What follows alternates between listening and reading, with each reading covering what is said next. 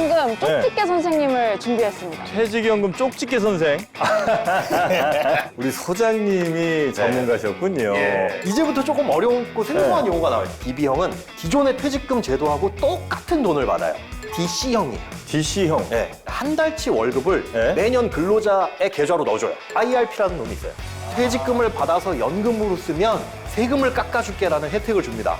제도는 이제 이해를 하셨으니까 얘를 활용해야죠. 활용하는 건 다음 시간에. 좋습니다. 네.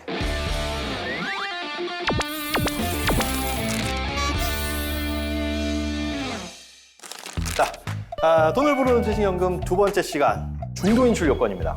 중도 인출 요건. 중도 인출하면 그 감이 오시죠? 중도 인출. 중간에 뺀다는 거 아니에요? 맞습니다. 예전에는 중간 정산이라는 말이 좀 익숙하셨을 거예요. 중간 정산. 네, 퇴직금 중간에 나 무슨 일 있으면 사장님한테 얘기해서 들어본 것 같아요. 네, 중간중간 빼가지고 네. 뭐 차도 바꾸고 뭐 애들 학교 갈 때 대학 등록금도 하고 그렇죠. 그런 게 있었는데 지금 퇴직연금 제도에서도 네. 중간 정산이라고 불렀었던 이 중도 인출이 가능합니다.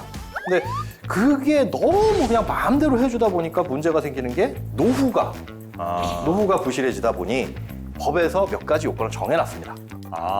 몇몇 경우에만 뺄 수 있게? 그렇습니다. 요럴 때만 네. 빼서 쓸 수 있게끔 만들어놨는데 문제는 DB형 퇴직연금은 중도 인출이 안 돼요. DB형은 안 돼요? 안 돼요. 중간에 쓸 일이 막 급하게 있는데도? 네. 만약에 DB형이 퇴직연금인데 회사에서 DC형 제도도 만들어놨다. 그러면 그때는 DB형에서 DC형으로 움직인 다음에 DC형에선 가능해요.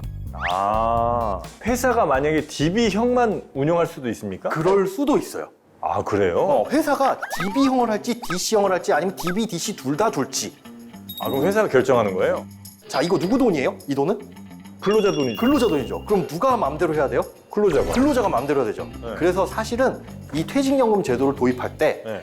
어떤 제도를 어떻게 도입할지는 근로자들이 정해서 회사가 금융회사랑 계약을 하는 겁니다. 그럼 만약에 한쪽만 돼 있다. 그러면 내 돈이니까 사장님한테 건의해서 이것도 좀 도입시켜 주십시오. 뭐하게? 잘할 수 있어? 회사 일이나 신경 써, 엄마. 뭐 이런 사장님들이 있을 수 있어. 그렇죠. 퇴직금 필요하면 나가든가 하시면 안 됩니다. 떡업 주시네. 저는 그런 사람 아니에요. 자, 일단은 퇴직연금의 중도 인출을 할 수 있는 요것들을 이제 정리를 해봤어요. 첫 번째, 네? 가장 큰 거 우리가 집 살 때 돈 제일 많이 필요하잖아. 그거는 돼요. 그렇죠. 무주택 근로자 본인 명의로 주택을 구입하는 경우. 저희 어머니가 산대요, 아버지가 산대요. 이건 안 됩니다. 네. 자, 무주택 근로자가 전월세 보증금. 그러니까 전세 살거나 월세 사시는 분들도 계시잖아요. 네. 그럴 때 보증금을 내야 되는데 그 보증금 혹은 보증금 올려달라 그럴 수도 있죠. 그럴 때 필요하면은 그러네요. 꺼내 쓸 수 있고요. 본인 배우자 또는 부양가족이 뭐 우리 배우자를 아내라든가 아니면 우리 아이라든가 모시고 사는 부모님이라든가 편찮으셔 혹은 다치셔가지고 이 6개월 이상 요양이 필요하다. 그럴 경우에 안 아픈데 아프다고 하는 그런 폐륜은 없겠죠? 예전에 있었어요. 있었어요. 우리가 상상하는 모든 일은 늘 현실이 있군요. 있습니다. 참, 네. 근데 지금은 안 돼요. 그러면 네. 안 되고. 자, 그리고 중도 인출을 신청한 날로부터 역산. 지금 제가 중도 인출 할래요. 그런데 5년 이내에 가입자가 파산한 경우 혹은 개인회생, 개시결정이 난 경우. 이건 신청과 좀 다른 개념입니다. 개인회생 해가지고 내가 지금 혹은 파산해가지고 네. 생활비가 너무 부족하다. 그럼 네. 퇴직금이라도 당겨서 써야 되잖아요. 그런 경우엔 가능하다. 그리고 마지막으로 그 밖에 재난사, 뭐 자연재해라든가 아니면은 뭐 인적재해라든가 이런 것들 때문에 사기당했어. 그 뒤에서 설명드릴게요. 또 그 기준이 나한테는 정말 슬픈 일이고 힘든 일이고 네, 그럴 네. 수 있어. 그런데 그러나 객관적으로 객관적인 재난 안 된다. 그건 누구든 겪는 일이다. 자, 그러면 이제 한번 배웠으니까 OX 퀴즈 한번 가볼게요. 간단합니다.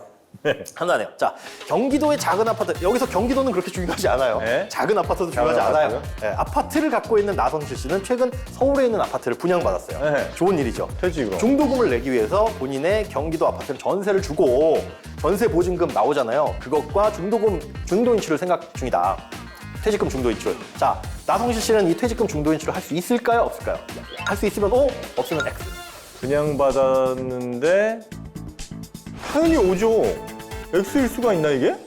내가 아파트 지금 분양받았잖아요. 네, 집 사는 거잖아. 사는 거죠. 춘대.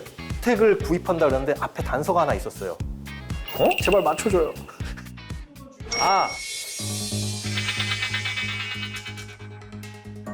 작은 아파트는 안 돼. 작은 아파트는 안 돼. 아, 나성실 이름이 좀 별론가? 작은 아파트를 갖고 있는, 소유하고 있는. 그렇죠. 그러니까 무주택에서 살 때는 되는데 맞습니다. 이미 갖고 있는 상황에 또 하나 살 때는 안 된다는 거예요? 안 된다는 거죠. X예요. X입니다. 유주택인 상태에서 주택을 사실은 이게 2주택자가 되는 거잖아요. 이것도 무조건 DC형에 한해서죠. 그렇죠, DB는 DC형. 아예 안 되고. 예. 자, 첫 번째 문제가 조금 어려웠다면 이제 두 번째 문제. 지난 4월 가족들과 봄나들이를 떠났던 김화목 씨는 돌아오는 길에 교통사고를 당해서 큰 아이고, 부상을 입었습니다. 안 돼, 안 돼. 자, 수술과 물리치료, 요양까지 반년 넘는 기간, 아유. 6개월 넘는 기간이 걸리는 치료 과정, 빠듯한 주머니 사정에 퇴직연금 중도인출을 고민 중입니다. 과연 퇴직연금 중도인출을 받을 수 있을까요? 고민할 게 아니라 당연히 받아요. 이거 회사에서 네. 중도인출 플러스 위로금 줘야죠. 위로금이요? 위로금 안 주나? 지금 그 경영하시는 회사에서 혹시 다치면 참 우리 회사는 예외예요. 자, 일단 요양, 네. 부양가족, 아내나 뭐 배우자나 부양가족은 다쳤을 때 6개월 이상 되면은 가능하다라고 했죠. 네. 근데 여기에서 살짝 빠져 있는 부분이 있어요. 본인? 여기까지는 돼요. 자, 본인, 네, 뭐 네. 배우자, 뭐 자녀도 네. 돼요. 근데 여기까지는 되는데 네. 그 치료비가 사실은 조금 따져봐야 될 부분이 있습니다. 왜요? 치료비가 일정 금액 이상을 초과를 해야 돼요. 아. 그러니까 요양이 필요한데 치료비 얼마 들어?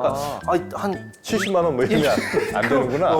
그게 퇴직금까지 꺼냈을 정도는 아니잖니. 아. 네, 할 수 있어서 그게 연간 급여 총액의 12.5%. 연간 급여 총액의 8분의 1. 오, 왜요? 12.5는 8분의 1 바로 나오잖아요. 분수로. 1000%잖아요. 아, 그게 나온다 이거죠? 네. 8분의 1이 나온다. 8분의 1을 초과하는 경우에만 그 치료비가 연봉이 그러면 한 8천이면 네. 1000만 원 이상. 그렇죠. 1억이면 1250. 네. 이런 걸로 저를 테스트하지 마세요. 아, 그렇게 8분의 1까지는 넘어를 넘어야 해서 써야 그 정도는 아 그래 정말 돈을 많이 쓰는구나 객관적인 서류가 필요합니다. 자 그러면 네. 이제 중도 인출을 할 때 우리가 필요한 네. 서류들 그러니까 이거는 뭐 기억해둘 필요는 없어요. 집 살 때는 뭐가 필요할까요? 집 살 때? 네. 인감, 네. 증명서, 신분증. 이런 거 이제 주민등록 등본, 뭐 등본. 등기부등본, 건축물 관련장 그러니까 네가 사는 게 집이 맞아. 너 상가 아. 산다면서 집 산다고 거짓말하는 거 아니야? 뭐 집 사는 걸 입증할 수 있는. 그러니까 기본적인 서류들 그리고 그럴 때 요건 이제 주택 구입 시 네. 필요한 서류군요. 주택 구입 시 필요한 서류가 있고 분양권도 사실은 집으로 네. 오잖아요. 분양권 혹은 경매통에서 사거나 여러 가지 케이스들이 있죠. 그럴 때마다 서류가 이렇게 다 다르다. 사는 걸 어쨌든 입증하는 서류들. 맞습니다. 네. 입증해야 될 서류들. 근데 이런 것들 이렇게 보면 어디 가서 뭐가 필요한지 이거 누구한테 물어봐야 될까요? 내가 가입되어 있는 퇴직연금 사업자 그 금융기관에 물어보면 된다. 교보 가야 되겠다, 교보. 네. 교보가 이런 거 되게 친절하시더라고요. 그건 팩트입니다. 아 진짜요? 네. 저는 교보 너무 좋아. 뭐야? 교보 갑니다. 알겠습니다. 자, 그리고 이제 무주택자 이 전세자금, 네. 전세 보증금이나 이런 거 올릴 때 뭐 주민등록 등본이나 아까 말씀드린 건축물 관리장 이런 것들 다 필요해요.